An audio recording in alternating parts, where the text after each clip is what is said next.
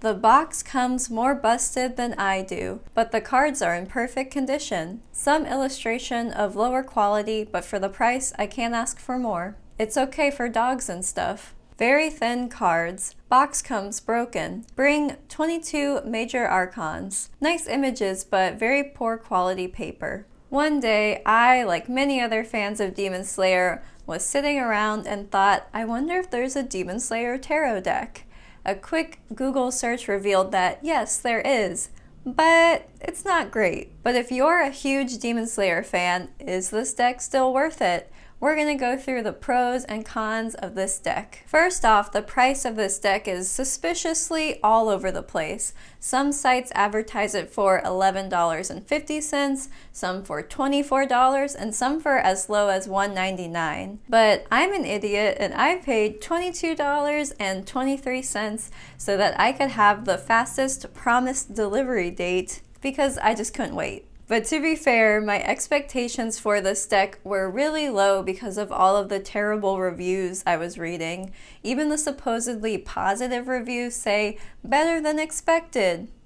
It's not good. It's not good to have low expectations. I mean, ideally, tarot decks are supposed to be exciting to get. They're supposed to be inspiring. So having low expectations, it's not ideal. But it's not surprising that this deck has its fair share of issues because it's not an officially licensed deck and it doesn't contain original artwork. And what I mean by that is when you look at fan decks like the Disney Villain Tarot or the Last Unicorn Tarot, those decks feature characters from well-known movies, but the artist didn't just slap on a screenshot of the movie. They created their own original artwork for this specific deck. But this unofficial Demon Slayer deck just clips images straight out of the manga, and that's probably why there's some issues with some of the cards and the picture quality, like the review was saying.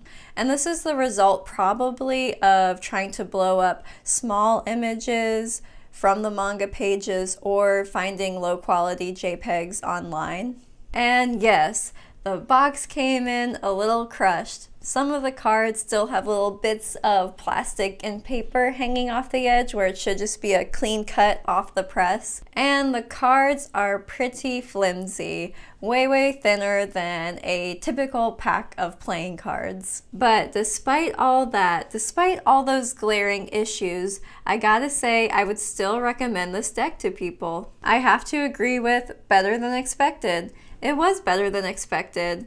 And maybe that's the lesson here in life. Keep people's expectations very low and they will be pleasantly surprised. Because if you're a Demon Slayer super fan or even just a fan, you'll probably still enjoy these cards. I know that I did when I was giving readings with these cards on Twitch. I feel like they still worked. People still got good readings. So let's talk about the pros with this deck because there are some very important pros.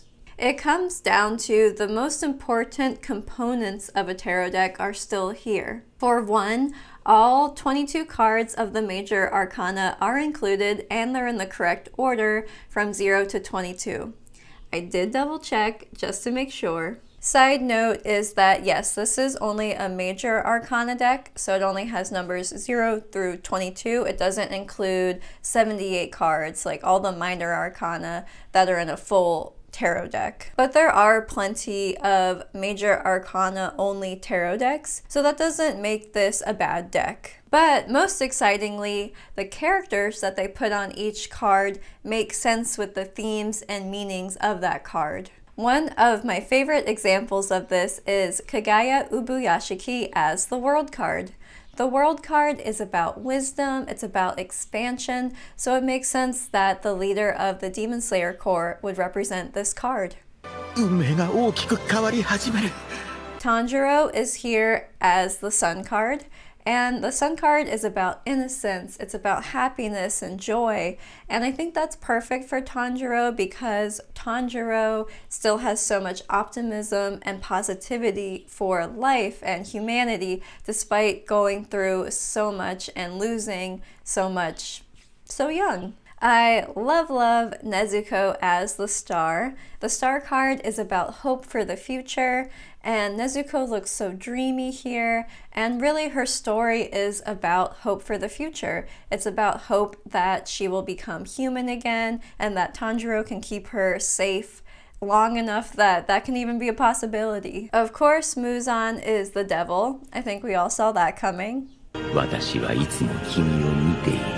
Gyutaro and Daki are the tower, which...